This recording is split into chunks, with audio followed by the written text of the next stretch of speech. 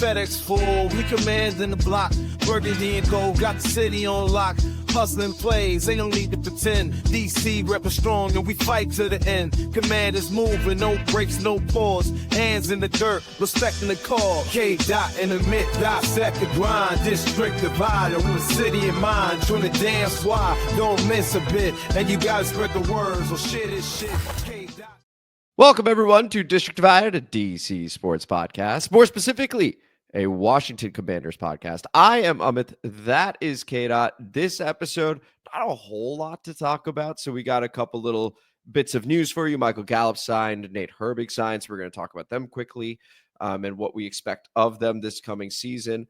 Commanders Vlog, they dropped another episode. I don't even remember if we talked about episode 1, but they've done 1 and 2 now, and so we're going to give you our thoughts over there. And then we did a trade exercise. I asked KDot, and then I did the same thing. Hey, what one trade would you make either before the draft or during the draft? And so we're going to go ahead and give what we came up with and would love to hear from you guys in the comment mailbag, which we also have. But before we begin this episode, if you could please like the video, subscribe to the channel, hit the notification bell, comment as you always do, and KDot. Dog days drag. We're spinning the wheel. Stretching for topics that barely feel real. Please let a trade drop or something legit before A trains in Clarendon, wired and lit. We're losing grip just a little bit. Save us now and share. It's shit. They get better and better. Share this shit. And when you see what my trade proposal is, you will know that that is exactly right. That is 100%. We'll get to it. We'll get to it. We'll get to it. But why don't we go ahead and begin with the splash signing, if you will. Michael Gallup. Is he a wide receiver too? Well, maybe. I don't know. We'll see what happens with training camp and stuff like that. But he signed to the vet minimum over here. He comes out of retirement, NFL retirement, where he had spent his entire career with the Dallas Cowboys. So there is some familiarity with Dan Quinn, with Joe Witt. He is now, we knew that he was visiting. It had been a couple weeks. And they're like, hey, by the way, here you go. 1-year deal, vet minimum. KDot, your reaction to Michael Gallup signing over here. Cool. Like it's I like him being on, like we've talked about, if we're looking at the wide receiver room, and I told you last episode, I'm pretty solidified and okay with Noah Brown being the quote unquote number 2 receiver, since Deebo Samuels is not that. And I said Samuels. I gotta get myself on that. Look, Michael Gallup at times when he's healthy, he can take the top off of defense. He can be that deep threat. And kind of like De'Ami Brown, he did have, Cowboys playoff runs are not that spectacular ever because they're just very short. But in that playoff game, he had like a monstrous performance. It was one of his best performances he's ever had in one of those Cowboys games over the course of a few years that he's been there.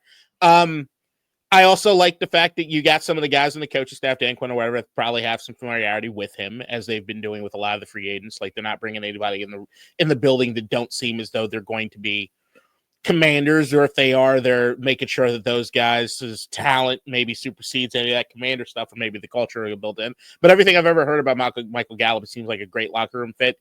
And I don't think there's much pressure for him to be a quote-unquote number 2 receiver or anything like that, as much as he's another guy added to the mix. And if you look at what we were able to do last year with the guys that we had last year, a bunch of, I'm not going to necessarily call no names, but close to no names. And what it is we were able to produce. Like, we'll talk about the Commanders a lot, but when you start realizing is like all these big moments you have with these guys that don't really mean anything to the rest of the league. I think Gallup, if he's healthy, which he should be, because we're not going to be asking that much of him, good fit. I like it. I don't mind it. Yeah, this is as low risk, high reward as it can get. Certainly from the risk perspective, because it is the minimum deal allowed, right? And so Gallup does enter the building on that. So low risk from that perspective. And for Dallas, he was solid. Like, he wasn't this amazing player, but he was solid. And he had some bright moments, like KDot mentioned early on in his career. 66 catches his second year, 59 his third year, with over 100 targets both those seasons. Then a bit of a drop off. CeeDee Lamb is, there, and that changes for him. Now he takes some time away from the NFL. What does he look like when he's back? When I think about our Commanders roster last year, when I think about our Commanders training camp last year, I wanted Martavis Bryant to make the team. He had spent some time away, and he ended up having a nice final preseason game.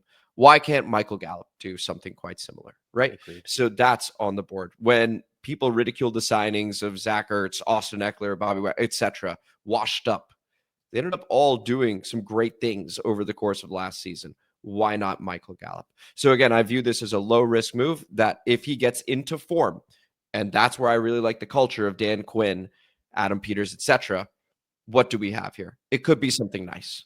And if it doesn't work, hey, it didn't work. It was a veteran minimum deal. I'm cool with it. Any final thoughts here, KDot, before we move over to Nate Herbig? No, I just think it's Michael Gallup would be a footnote if this was a typical offseason or whatever, but I think we're all desperate for news. And so let's move on to the other bit of news over here. Yeah. Because we talk about everything. Nate Herbig also signs with us. He's been in the league for, I think, 5 years now. Initially went undrafted, was with the Eagles very briefly, also with the Jets. You see him in the Steelers outfit. KDot over here, more beef up front, basically. So we continue to build depth on the O-line, on the D-line, and in this case, the O-line and Nate Herbig. Your reaction? Yeah, no doubt. Big. Like, what, he like 330? Yeah. Like, that's the thing. 330. Yeah. Yeah. You look at like the signings they made it as far as on the trenches, be it the defensive side and the offensive side now, you can see what it is that they're trying to do. I heard someone say this, I think it was the Ringer football or fantasy show or whatever the hell. But they were like, if you look at a lot of teams in their off seasons, you can tell that however they lost against certain division opponents or how they lost leaving the playoffs is usually the first things that they're addressing in free agency. And when it comes to us, I could see we got beat up a little bit too much in the trenches as far as being able to be moved off of spots. They're trying to address that at least to some degree. Herbig is not a guy that's going to get moved off his spot entirely too easily. And if you hear anything or any of the fans talk about him, while he might be not a big name, he is someone that I think endears himself to a lot of fans because of the way he works. Mm-hmm. If you look at a lot of his tape, it's not perfect, but you can absolutely say, oh shit, he's a serviceable guy. And when healthy on most offensive lines in the league, he's a starter for us. And what it is that we're probably asking of him being a good depth guy, there's never too many bodies, especially big bodies like that. Looking at the division we have with some of that squarely looking at you, Philadelphia, and that defensive line you got, we need some space heaters. We need some guys that could just be islands or be brick walls just to allow certain things to just happen. With him, with what they did as far as Tunsil, like they're moving in that direction just to get some bruising, punch you in the fucking mouth, guys. Yeah, and so again, he played in 17 games for the Steelers in 2023, and then he was on IR last season, so he didn't play. So that could be a reason you didn't hear the name last season, if you're listening. Or but KDot, you mentioned something interesting, which was if it was in fact the Ringer, that teams address what screwed them at the end of their seasons, right? And it is utterly fascinating. And we're going to get to the vlog in a moment, but it was utterly fascinating to go. We made the NFC Championship game, and the entire season, you and I were like, oh, the trenches need work. Like, that is just not something that is said about a team that makes their conference championship game. Kansas City had all pros, Pro Bowlers on their offensive line and Chris Jones on the defensive line. The Buffalo Bills, they were resetting, but their offensive line is where all the money is right now. Then you look at, and they had Von Miller. And then the Philadelphia Eagles, we know, right? And then there was us. So it's cool to see the Commanders continue to build the depth over here, and may the best players win come training camp. I'm excited for it. We've got a lot of new names in the building, and let's see who plays like a Commander. So looking forward to seeing if Nate also has that in him. Final thoughts here before we move on.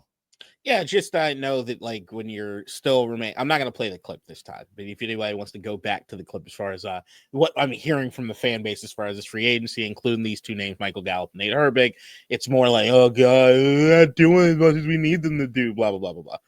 I would just say, as you clearly stated just a second ago, how far we made it last year with the team that we had. A lot of deficits, a lot of things that we can always say throughout the season.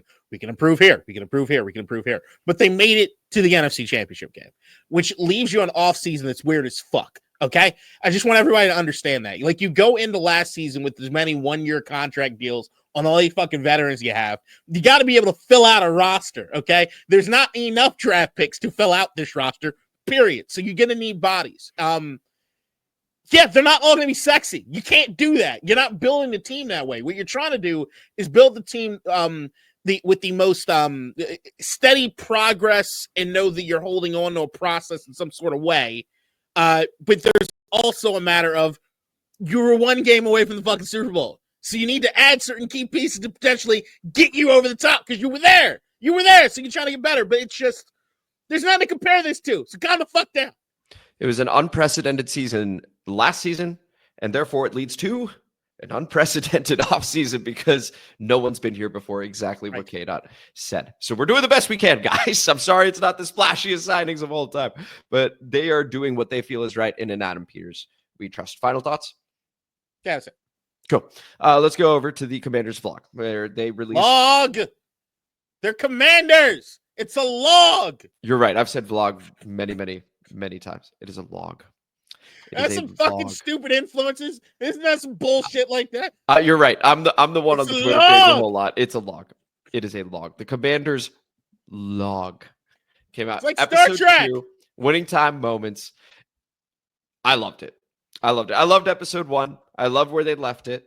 That little bit of adversity, and then Bobby Wagner saying, "Hey, this is a team. I'm telling you, this is a team." And then the winning time moments to relive the magic was so cool. And hats off to the media team with the Commanders because this log was excellent. KDot, your reaction to the video log. Totally didn't watch episode 1, but I watched episode 2 because I thought that's what we were going to talk about. And first and foremost, gracioso to the Commanders media team because I'm stealing all that shit to put in our intro. It's amazing. Wonderful content, right? It's amazing. Yeah. Like 8K cameras and shit. I'm like, ooh, that's going on the intro. That's going on the intro of next week. That's going on the intro of next week. YouTube be damned. Like, it's all going in. So that was fun. But yeah, I mean, anytime I'm feeling low in these dog days of the offseason, I like to put on a clip or two. I will say Jaden Daniels' rookie highlight reel is longer than most would expect. So sometimes it's a little overwhelming, but it was really nice to feel the narrative as far as the Commanders log and get like my little, I'm going to be going back to this. Like if I got a rough day or like my co-host is clearly having a rough day right now. I mean, you see, he's just dejected. He can't wait to be in Clarendon and doing his stuff tonight. Beware. It's not true. That is not true. But it's just it felt good to relive all those moments, and it's like anytime that you start, and I'd probably suggest this to all those fans that are bitching and moaning about stuff, is that every once in a while you just got to kind of pinch yourself to believe everything that happened last year actually happened. Like anytime anybody asks me about the Commanders, and they're like, "Oh, how you feeling?" I'm like, "It was the best time of my life." Like what? It was the best time. I've got nothing to compare to. It's the best time in my life. And sometimes it's hard to just relive in those moments right there and what they were to do behind the scenes and seeing some things that I'm kind of surprised I didn't see already. Like the Jaden Daniels birthday cake. Why didn't I see that before? Why didn't I know that Mike Sanders still in the Oh, you didn't know that. I didn't see that. Cool. I never saw it before. Yeah, I do a terrible job prep for the podcast. All 22.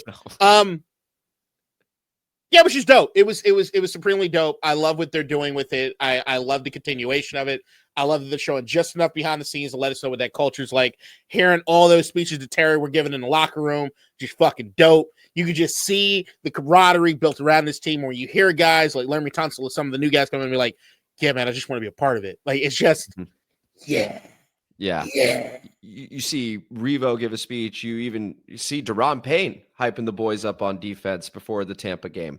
And just the narrative built. Again, hats off to the media team of like, okay, this is the first time we were in Tampa. This is how the team has changed using a mix of national media and local, right? So they just did a really awesome job of helping see what the team identity was because there were so many last play winners I'd forgotten about. Even the incompletion on the 2-point conversion in New Orleans, where it shows the throw. We know it's incomplete, of course, but then it just goes to black. And all of a sudden you see how we got there in New Orleans. It's Jaden going back to New Orleans. It's just the story building was magnificent. I enjoyed the emotional highs it gave, including the lows, of course, because then you go to Philly and that's obviously a bummer. But that's part of the story. And it was just really, really well done. And the last 2 episodes were just awesome. Final thoughts here, KDot, before we go over to our trade scenarios. No, just I love this series. I want to keep it coming. Commanders content has always kind of been shit up until about a year or two Horrible. ago. Legitimately horrible. Yeah, fucking Days of Larry Michael and all those bastards. Like, it's just they've turned a corner. Even the Commanders YouTube page and all those guys, and Logan Paulson and Santana and Fred and all those guys. They do a good job, and all the interview shows and everything. It's just I love to see the way they've stepped up in all facets of this team or this organization. It's reflective in what you're seeing with the report cards as far as the front office. It's reflective of the way you hear free agents and stuff talk about it. And it's just the spirit of the team itself. It just feels as though it's quite different. And the Commander's log is a great, I would say it's almost like a diary entry. Oh, it's a log. That's right. Of everything that's going on. It's wonderful. And I'll be able to refer back to it for years and years and years to come. Yeah.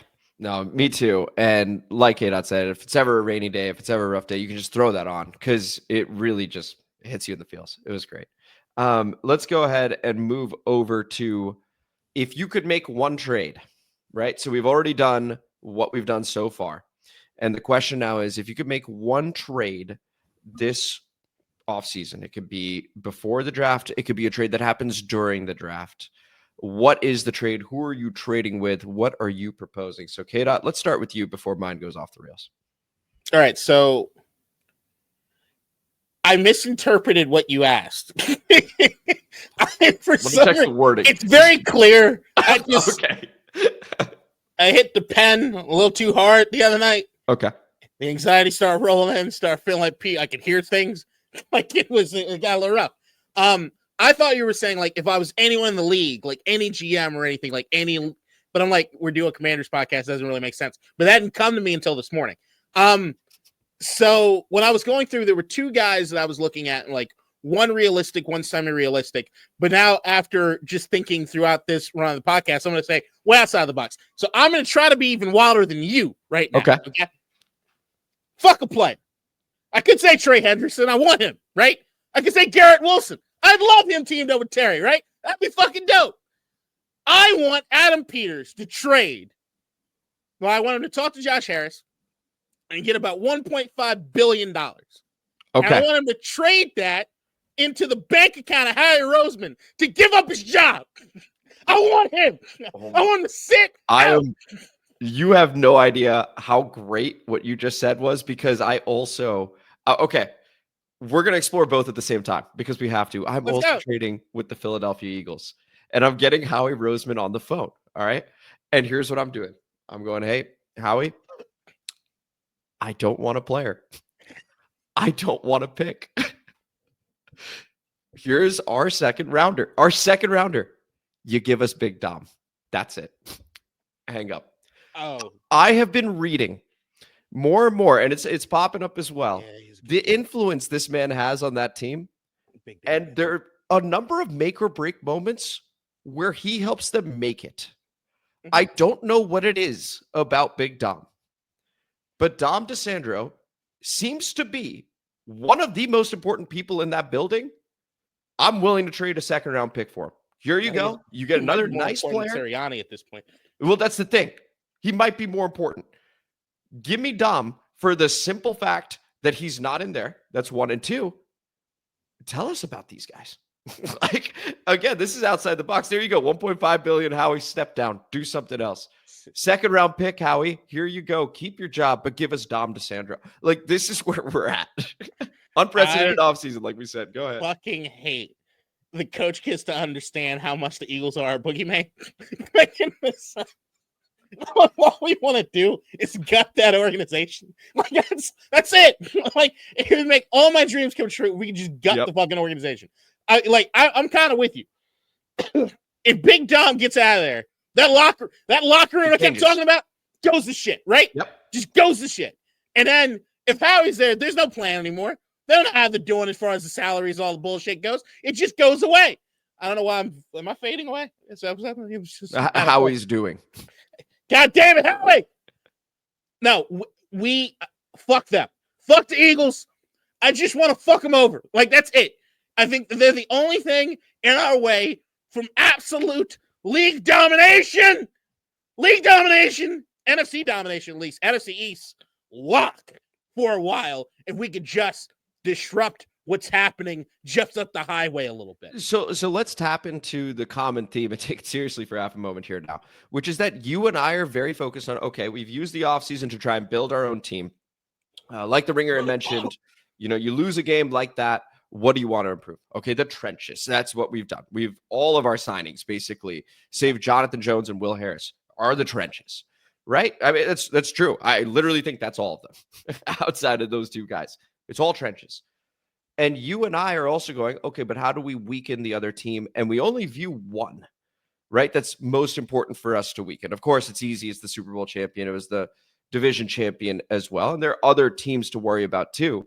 But I think you and I are like, okay, we need to win the division. How do we do that? We weaken Philadelphia. We go from there. And we view them as the competition. You'd even said that is the team that is holding us back currently from being what we really could be, which is a special team with Jaden Daniels and these guys. I think they're in our way. Big time. They challenge us on a level at which I'd like not to have that challenge. The Myles Garrett report? Oh, we're just going to make sure Washington doesn't get him. Yeah, see, it's that kind of bullshit. And if you look at the rest of the division, while I do personally believe Dallas is going to be better than other people think going into this. Well, I think they're going to be good too, by the way. They got Jerry Jones. I mean, they won't win. Yes. At all. And then the Giants, as long as they have Joe Schoen still living down the Saquon Barkley thing, there's a curse in that building. It's not going to go anywhere. And Lord knows what they're going to do in the draft. I know everybody's got them sort of like this secret little sexy, scary team, but I think that's just bullshit New York media trying to make something out of nothing. Not with the other three teams in the division. No.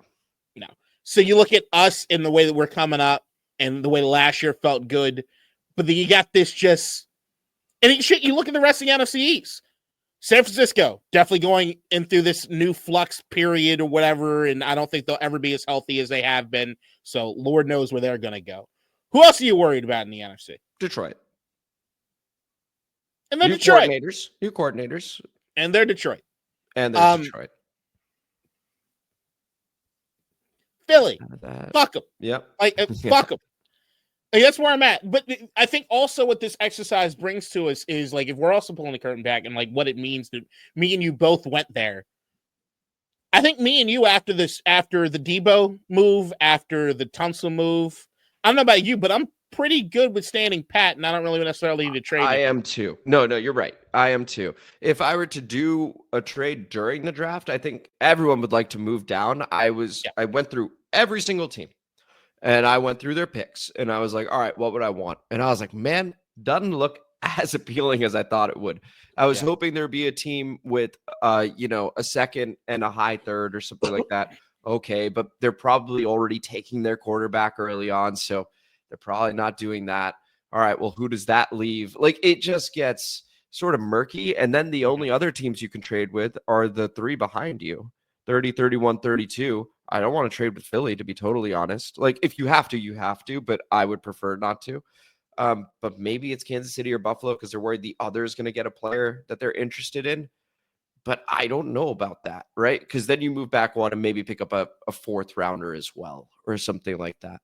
But that's all you're really looking at. So unless the Giants, that's the intriguing one, unless the Giants take Travis Hunter, let's say, or Abdul Carter or something like that, because they don't want Shador and Cam Ward's gone, or they're both gone. Okay, maybe you could trade with them if you want to. That's probably your best trade partner, to be totally honest. But outside of that, slim pickings, dude. That's what I saw. No, I agree. It's it's all going to depend on how draft night unfolds and who's got who where. And this draft is looking particularly crazy in the sense of I don't think anybody quite knows what's going to happen or where it's going to go, especially you look at the two top quarterbacks and then what people are thinking about as far as Jackson Dart, depending on who you talk about. This is going to be a weird one. It looks like. So, who knows as far as positioning? I think, of course, we're seeing the draft picks that we've already lost in the sense of the trades that we made. I think all of us are in a position where it's like, hey, We just want as many bites of the apple as we could possibly get. So I think that's what it kind of falls down to. But anywhere else, I mean, if you tell me Trey Hendrickson, now I'm sort of like, I'm counting the draft picks. I'm starting to be like, do I really want him? Yeah, I do want him. But are we going to have to leverage some future draft picks in order to make this happen? Because we kind of want to keep everything we got right now, at least. Like, I don't know. So, like, I'm kind of with you. I'm just in a boat where it's like, I'd rather do something to cripple Philadelphia than anything that we need to do necessarily with the roster, which I know sounds weird. Once again, half the fan base is going out of their fucking minds. Like, no, we got to do this. We got to do that. This is a fucking failure. Yeah, I think the team has, in a lot of ways, gotten better. I think that we've made progress. I think Jonathan Jones and Will Harris are much better than people are giving them credit for being. I think that, or those signings being better than it. Those signings are better than people are giving them credit for being. Yeah, I'm just curious to see with some of these small changes and some of these things, like, what do we look like? And especially after this draft and knowing how deep running back is, what does that look like as far as maybe have somebody on the team? So, yeah, I'm cool with the only trades being made is to get more draft picks, but that's it. Yeah. Yep. Same here. And then the only other bit of news as we are about to shift over to the comment mailbag is we did a rework deal with Deebo Samuel, which was, it's now 1 year, 20, but we basically, it could be up to 20 million. We have guaranteed the contract. And so that was on the board, by the way, not necessarily the extra 3 million in incentives, but it was on the board to take on the full salary guaranteed. And it's something we talked about in prior episodes where you could choose to take just the 5 million hit, and then it's just dead money for the next 4 years for $3 million per, or you could take it all on now. And so we chose to take it all on now, which I think does make sense considering we still have enough cap room to absorb that and gives us the flexibility if we want to move on from Deebo to do it cleanly and not have dead money for future years. And so just wanted to mention that. Any thoughts there, KDot, before we move to the comment mailbag? No, it works. Congratulations on Deebo figuring out his number. Great. Yep, number one. Only other thing not to do with us particularly. I mean, his name was kind of going with this, but I just want a what the fuck moment. T. Higgins. Oh, yeah. What is that contract, bro? Like, I got to give Joe Burrow credit where credit's due. He's doing a hell of a job recruiting motherfuckers to just stick around. God damn, son. We would have hooked you up better than that. Anybody could have hooked you up better than that. But I guess hopefully you guys pull it together in that division without a defense. My first thing was like, man, New England must be like, what the fuck? Like, it came out that they were like, we will give way too much money. They were going to give Godwin like an insane amount of money. They want receivers so badly.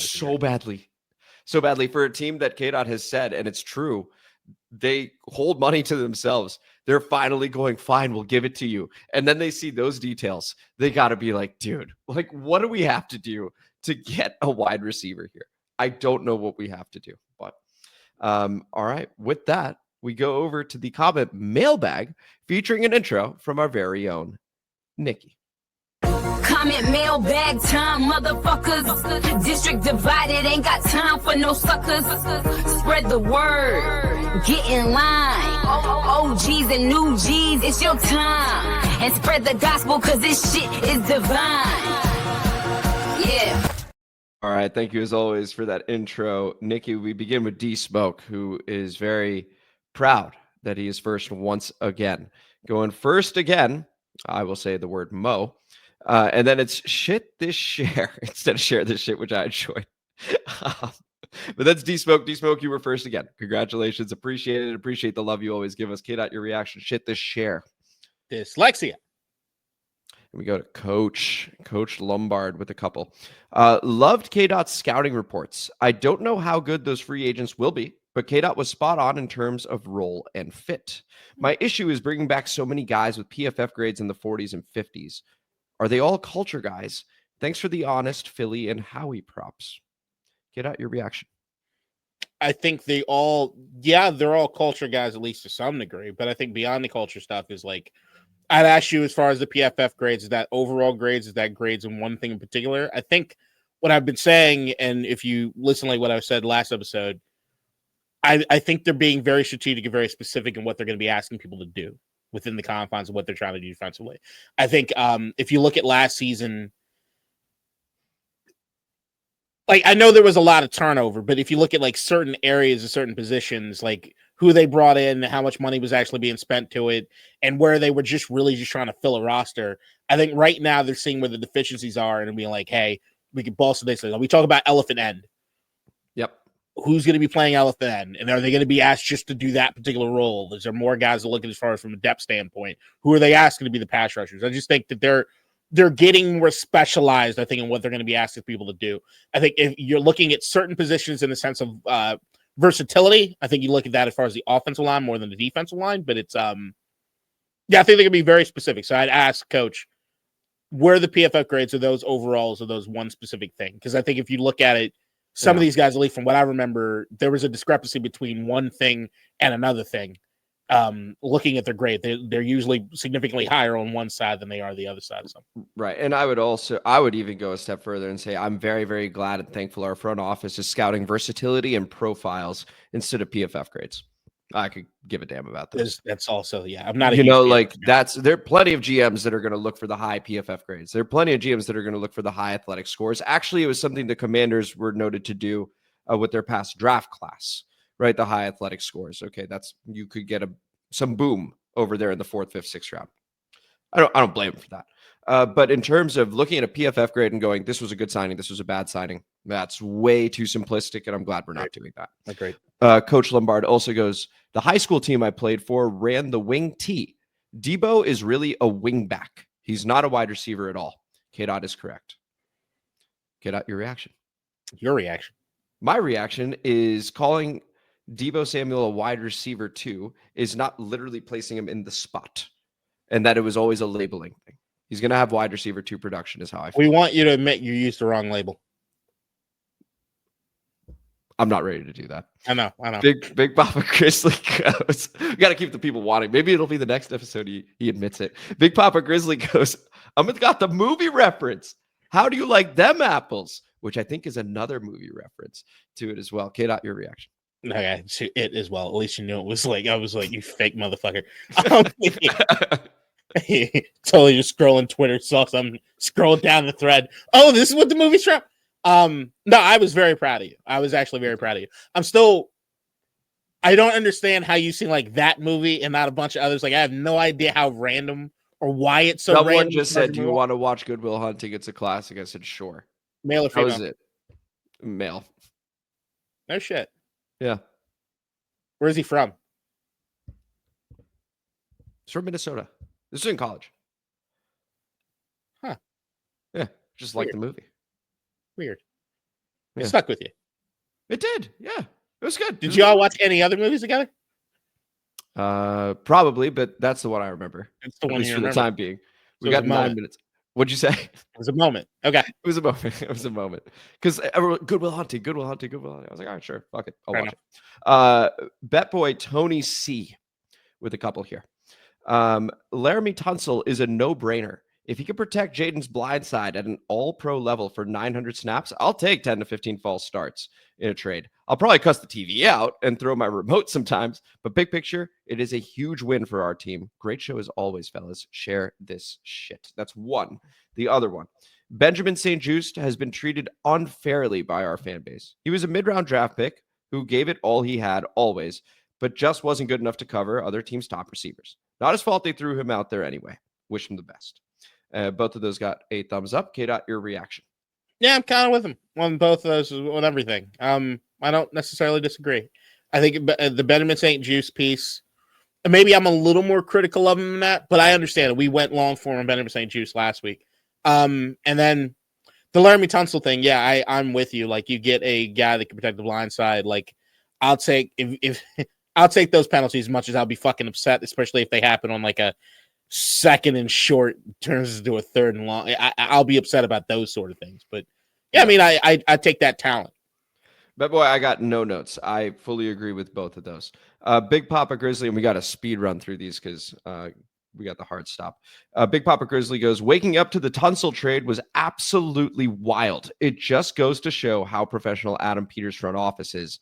The man runs a tight ship, and the importance of that can never be overstated. And KDot, I know that's something you love, because even going back to last offseason, not a word out of Ashburn, not a word out of Ashburn, not a word out of Ashburn.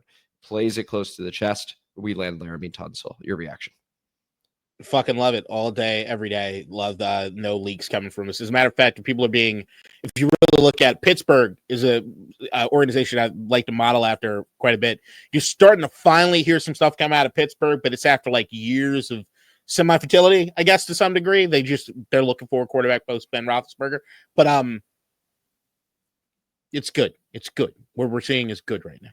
We got Francisco Zuniga, who writes this in Spanish, and then I'll translate to English because, as intended, it was written in Spanish. Uniga? Zuniga. Z. Ganadores en la agencia libre para mí harán mejor papel. La secundaria la veo para competir con los receptores de las Águilas y cualquier otro equipo. Vamos Commanders. Winners in free agency for me play a better role in the secondary. I see it to compete with the Eagles, receivers, and any other team. Let's go Commanders. KDot, your reaction? Arriba! So you're good with it? I think so. Yeah, there you go. We go over to, I agree, by the way. Just addressing again, he mentions the secondary. So that's going to be your Jonathan Jones. It's going to be your Will Harris to keep up with the Eagles, who have A.J. Brown for now. Maybe he moves, by the way. And Devontae Smith. So you got to address that too, not just the trenches. Andale! Jim Sleazy goes, Kendrick is overrated. That's it.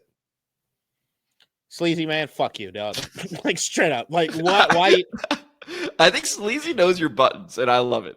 I know. We go to Jamal Baby Shaban. We shout out. For the record, I would not argue that Cliff is a better play caller than Shanahan, at least not yet, but I do think that Cliff will make better use of Debo. What do you think, KDot? I disagree with nothing. I agree with nothing.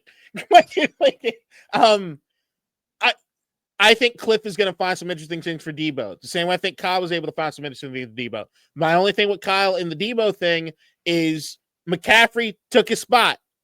You're going to go McCaffrey or you're going to go Debo, period. And then when McCaffrey went down, there were some also issues they were having in the wide receiver room. I mean, they had one guy got shot. So, like, you got to ask Debo to do certain things. But if they had the full complement of guys, I like what they do with Debo. It's just that they're asking him to put a lot of wear and tear. No, I expect us to do the exact same thing here. It's just a matter of maybe we got some other players that might free him up just a bit more, but that's it. Okay. I agree with that as well. I do think Cliff will make better use. It's a bit subjective. I do think it'll be better use of Debo, but I think it's because we don't have as many options, so it'll look better. But we'll see what happens, of course. One thing that I will say about Kyle that I think doesn't get mentioned enough, he will sacrifice players to a level in which I don't think we don't talk about that enough, and I don't think Cliff's that guy. Yeah, no, Cliff is not. And everyone loves Cliff. I think everyone acknowledges Kyle as being the genius that he is, but you don't hear a lot of, like, man, players love playing. He's an Kyle. asshole. Like, exactly. And Cliff is like a genuinely awesome dude that just happens to love football and is up at 3 a.m. like drawing shit up for people, and just like every single quarterback, even Johnny Manziel when he was on Shannon's podcast was like, man, Cliff Kingsbury changed my life. Like, Baker's talked about it. Jaden's got a good relationship with him. Even Kyler, they had their ups and downs, but even Kyler's like, hey, man, like, no, Cliff's a dude. Like, everyone just likes Cliff, and that's a huge difference, and it's part of building a culture. Redskins 17-0-84. I don't know why I said it that way, but there are many comments here. Free agency on the D side of the ball was a complete failure. No edge rushers to speak of, and let's be honest, the rest of the players that Peter signed are third-rate players looking for a bag, and we were stupid enough to give them out. The team is going to get burnt on D. Wait for it. Wish list, LOL, LOL, LOL, edge rushers. And the final one, team needs edge rushers. Free agency on the D side was a failure, smiley face. Yeah, just upset. Anyway, go ahead, KDot, your reaction. Curious what you graded last offseason and how much shit you ate when we were in the NFC Championship game. Yeah, I think that is fair to say. And I would also say, look, you have every right to, and if you're right, you're right. Because this will be year 2 of Dan Quinn. This will be year 2 of Joe Witt. I anticipated getting a whole lot better, actually, not just a little bit better. Year 2 of a system makes a big difference. But we'll see. I'm willing to go there. Jess Santo with the last one, and we got 3 minutes, KDot. So I'm gonna go. Oh my God, Jess. All right, here we go. I got this comment in late. Hopefully, KDot sees this motherfucking shit. We as a fan base need to sit back and enjoy the damn show. Let our brilliant front office do their damn jobs. If Snyder was still here, Daniels would be a head case by now, and we would be having QB1 tryouts between Russell Wilson and Joe Flacco. God knows what the Bengals are doing. If they were smart, they would have traded Higgins to New England for a first rounder and signed Devontae Adams for a discount wide receiver too, and easily re-signed Trey Hendrickson.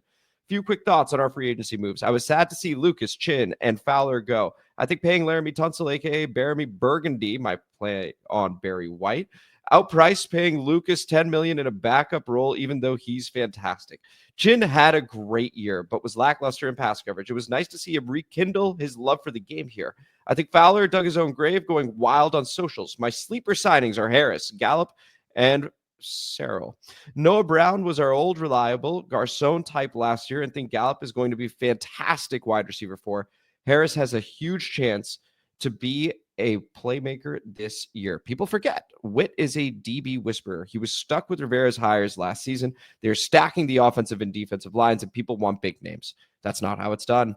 They are building this team through competition, and they are bringing in players with high IQs, character, awareness, and physicality to compete for starting jobs. Some of these signings won't even be on the roster come September. They are also building depth for a 17-game season where injuries often occur along the lines. Unlike most, I like the Kinlaw signing. I think he's going to bring the nastiness and physicality that this defensive line has been missing. They are building the lines to be brutes and bullies. They do not want the dirt merchants, Sheagles pushing us around. Love the shows, bro. So share this shit. 30 seconds. KDot, you. No notes. No notes. Jess crushed it. This was the show. This was District Divided, a DC Sports podcast.